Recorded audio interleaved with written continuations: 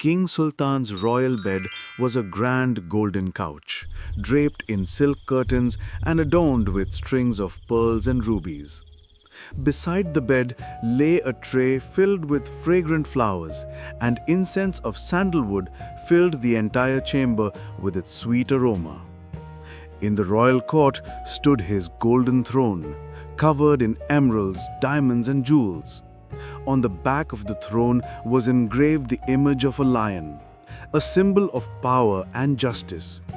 To govern the kingdom, Sultan had a vast circle of loyal servants. The wazir, the minister, wise and strategic, always advising the king. The commander, a fearless warrior who led thousands of soldiers. The bodyguards, ever alert, swords in hand, eyes watchful. The accountants, who kept record of the kingdom's gold and treasury. The hakim and physicians, healers who kept the king and his people healthy. The scholars, who spread knowledge and taught within the palace halls. The doctors, trusted in every time of illness. The poets and singers, who filled the palace with music, poetry, and stories every night.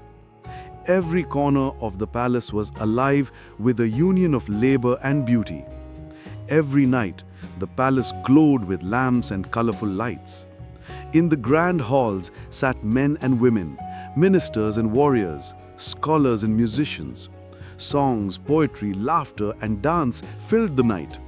Sultan himself attended these gatherings, sometimes smiling, sometimes with tears glistening in his eyes. And the people would whisper, "Our king truly is a king of hearts."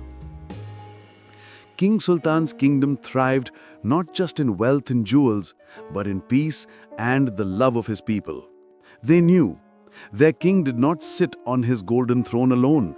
He was one with their joys and sorrows. One moonlit night, Sultan sat upon his golden throne in the inner palace. The air shimmered with the glow of lamps, the sound of dancing, and the tinkling anklets of the maidens. And in that moment of splendor, the mystical Jinn, Garub Bin Seel, suddenly appeared. Silence fell upon the court. Garub Bin Seel bowed and spoke in a deep, echoing voice. "O Sultan, my liberator, the call of destiny opens a new path for you. Your fate is not yet complete. Far away, beyond many deserts and valleys, lies a vast lake at the foot of a mountain.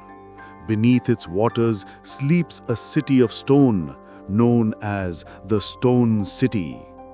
There, bound in chains, lies the heir to an ancient empire, a prince cursed by powerful magic, imprisoned for centuries. It is your destiny to free him." The Sultan's heart trembled as he heard the Jinn's words. He knew what he must do, to uncover the secret of the cursed city and rescue the captive prince. The royal court gathered, ministers, warriors, sages, women, and travelers. All were astonished, but the Sultan's resolve was firm. He declared, "We shall not march for conquest, but for freedom. To free the prince is our duty." He felt this mission had been waiting for him all along. Sultan prepared for the journey. With him were the three wandering fakirs, 4 women, the foreign wazir Zubaida, Amina, Safi, 2 loyal dogs, and several strange travelers. And among them his beloved Mehernigar. They set out in golden chariots, with horsemen and royal banners fluttering under the sun. Through green plains, dense forests, and endless deserts they rode, until at last they reached the foot of a towering mountain. There lay a vast lake, its waters clear as blue glass. Upon its surface shimmered the image of a city, palaces, towers, and markets, all carved from stone. Every living creature there stood frozen, as if turned to statues.